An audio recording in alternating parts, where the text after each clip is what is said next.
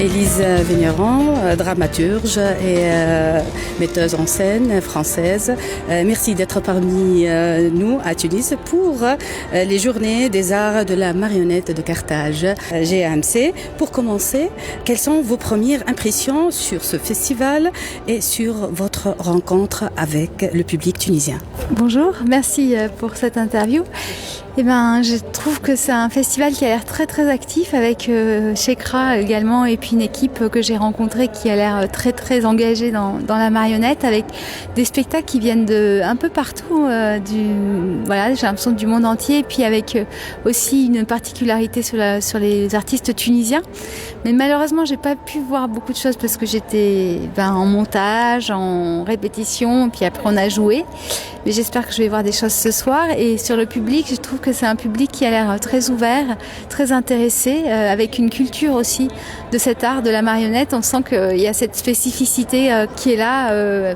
Et puis aussi un public divers avec des adultes, des enfants. Donc j'aime beaucoup. Oui. À propos de votre masterclass aujourd'hui sur l'écriture visuelle et la construction dramaturgique dans l'espace non-verbaux et l'exemple d'Anywhere, pouvez-vous nous présenter ce projet et l'idée principale de cette pièce théâtrale basée sur une marionnette de glace?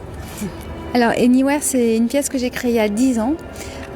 C'est inspiré du mythe de Oedipe, qui s'appuie sur le roman Oedipe sur la route d'Henri Bochot.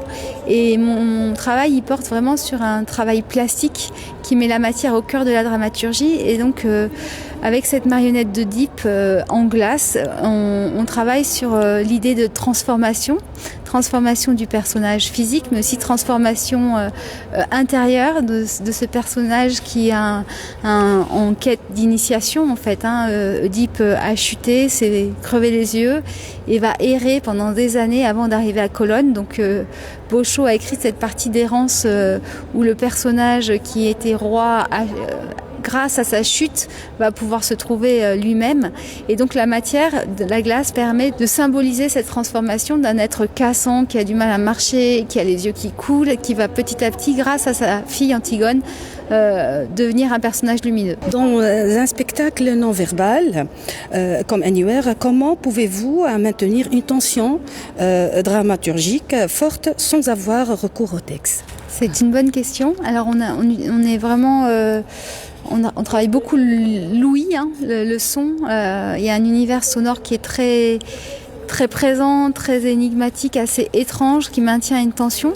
Mais il y a aussi la tension liée à la fragilité de la matière, de tout ce qui se passe au plateau, parce qu'il y a la glace, donc il y a le personnage de glace, mais il y a aussi un écran de glace qui est la première page du roman, sur lesquels vont s'écrire les premiers mots qui vont s'effacer.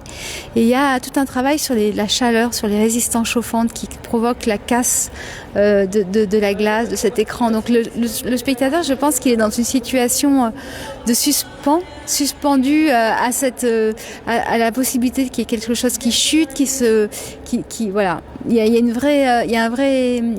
vraie tension en fait de la matière. Quelle place laissez-vous à l'improvisation dans votre écriture visuelle? Alors tout est assez écrit quand même, mais la matière fait que c'est jamais pareil. Et on doit toujours s'adapter à ce que propose la marionnette ou cette matière, la glace. Et du coup, ça rejoint la tension dont je parlais, que les spectateurs peuvent ressentir. Nous-mêmes, on est sur le plateau dans une situation de tension où on doit être très très présent à tout ce qui se passe parce que ça se passe jamais pareil. Pourquoi avez-vous choisi la glace comme matière première pour vos marionnettes et quels sont les défis techniques pour manipuler une marionnette qui change de forme et de texture en direct? Alors la glace, c'est venu du fait que j'ai travaillé sur un spectacle qui s'appelait Impermanence où j'essayais plein de matières éphémères. Donc il y avait la glace, entre autres. C'était un poème d'un auteur norvégien qui s'appelle Tarjei Vesaas, que j'ai mis en scène avec des pieds de glace de tout âge qui marchaient sur une plaque chauffante et qui devenaient vapeur.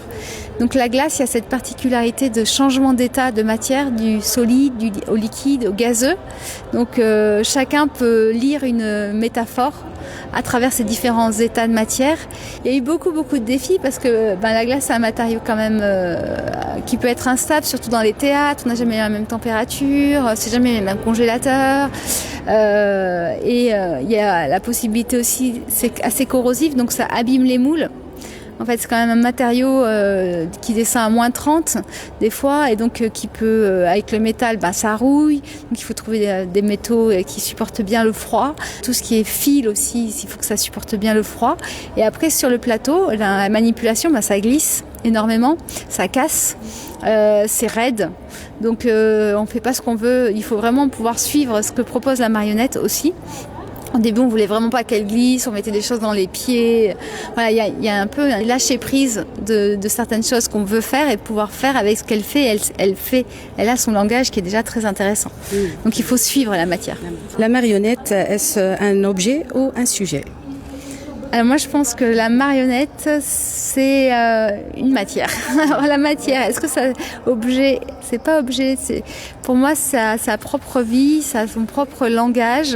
Donc c'est pas quelque chose qu'on peut manipuler au sens d'une matière inerte. C'est vraiment une matière dynamique qui s'exprime par ses états.